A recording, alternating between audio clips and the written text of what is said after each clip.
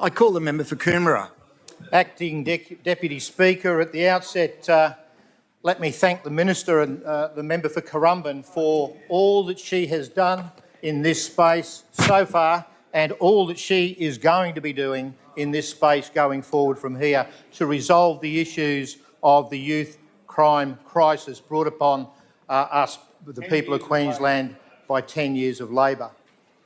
The bill was indeed declared an urgent one, and I thank the members of the committee, headed up by the member for Nicklin, for their hard work in very few days. But I do hear that they actually did manage to get to Townsville, which was an important aspect of things. I should say, in my contribution, it is a contribution directed towards the people of the Northern Gold Coast, Madam Acting Deputy Speaker.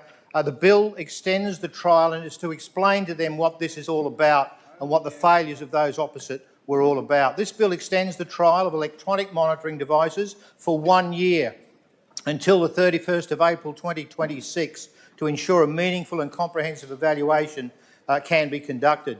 Now, those opposite have commented that it's a change of one digit in an act. Well, let me explain something to those opposite. It's 365 days of additional data that will be able to be collected. That's the important aspect of this. The electronic monitoring trial was first introduced in 2021. It was an abysmal failure. It failed to capture enough youth offenders. Indeed, there were 5 in total, 3 from Townsville, 1 from Brisbane North and 1 from Logan. That was it, 5 in the state in the first year of this bill in 2021. We warned the former Labor government that this issue right from the start. Indeed, the member for Glasshouse, who I see is in the House, raised the concerns on behalf of those on this side of the House that the number of youth, and I'm paraphrasing, the number of youth that would actually have these monitoring devices fitted may be too small to provide any meaningful data to enable further decision making. That was way back then. Labor ignored the warnings and surprise, surprise, there was not enough monitoring data to properly evaluate the effectiveness of electronic monitoring because not enough youth offenders were ordered to wear monitoring devices as a condition of their bail.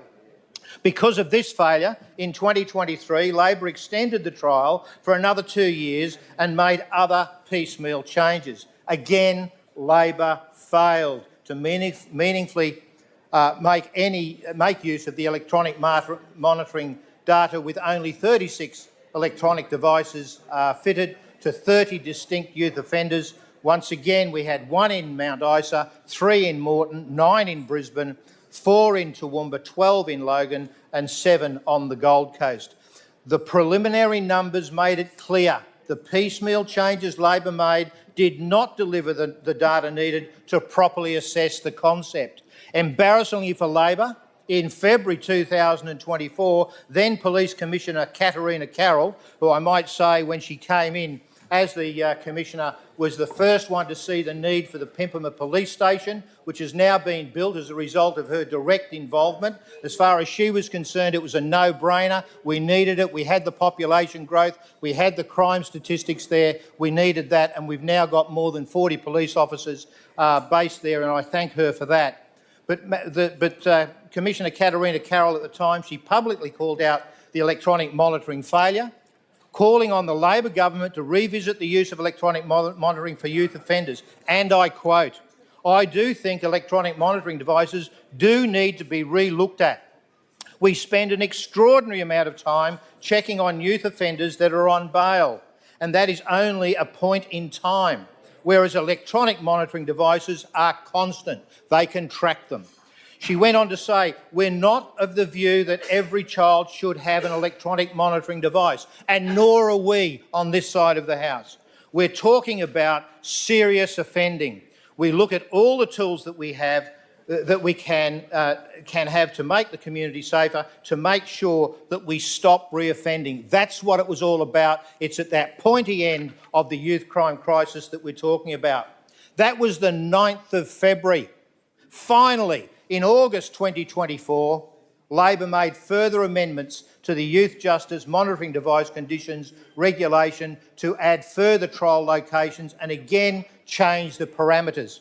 But critically, they failed to extend the sunset clause, which was set to expire on the 30th of April this year, just 8 months later. That meant that there was never going to be enough time for the meaningful and comprehensive evaluation, and Labor knew that when they made these changes. As I said at the outset, this bill extends the trial of electronic monitoring devices for 1 year, 365 more days of data, until the 31st of April 2026 to ensure a meaningful and comprehensive evaluation can be conducted. Once again, the Crisafulli government has moved to fix mistakes made by Labor in extending the current trial of electronic monitoring as a bail condition for certain youth offenders. Not all, for certain youth offenders, to allow time for the completion of meaningful and comprehensive evaluation. Queenslanders want to see a meaningful and comprehensive evaluation happen as well. The Crisafulli government will conduct a thorough review because we have seen the potential for electronic monitoring to reduce reoffending and, importantly, provide offenders with an opportunity to re-engage with education or employment and improve community safety when it is applied correctly. For example, in July 2022, a 16-year-old in Logan was fitted with an electronic monitoring device after several periods of detention. The court granted bail with conditions, including residential arrangements and locality restrictions, which the youth successfully adhered to. They have not reoffended. In November 2024, a 16-year-old in southeast Queensland successfully completed 2 months of bail conditions with an electronic monitoring device. The sentencing magistrate noted the young person's high level of compliance and that they did not go on to reoffend.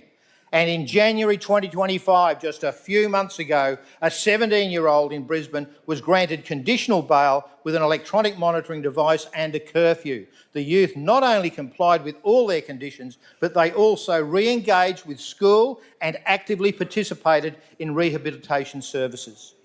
Half the young people that were subject to EMD's orders do not reoffend, and that's a positive for the people of Queensland. When half of them aren't reoffending, we're looking down the throat of less crime going forward from here. And we've heard about today some of the drops in crime that we've seen around the state. It's early days. We've got a long way to go. The comprehensive review will inform government about electronic monitoring for youth offenders. We make no apology for doing what needs to be done to improve community safety and reduce victims of crime in this state. We are committed to restoring safety to our communities and reducing victims of crime. I commend the bill to the House.